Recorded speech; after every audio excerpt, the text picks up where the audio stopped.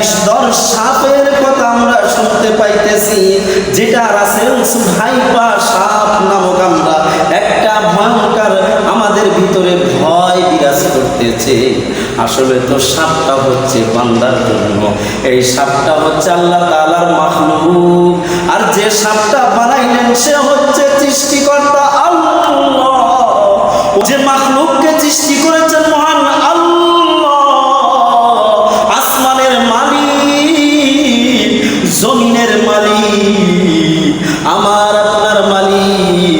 ও যুবকেরা, ফালাহুল মাওলা ওয়ালাহুল কুল, যে বান্দা মাওলার হয়ে যায় ওই ব্যক্তি ওই বান্দার জন্য পুরা দুনিয়াটা তার জন্য হয়ে যায়। আর যদি দুনিয়াটা বান্দার জন্য হয়ে গেল, মুমিনের জন্য হয়ে গেল, জমিনের ভিতরে আল্লাহ তাআলা যা কিছু সৃষ্টি করেছেন সব কিছুই বান্দাকে দেখা দেখা ভয় পাইবে।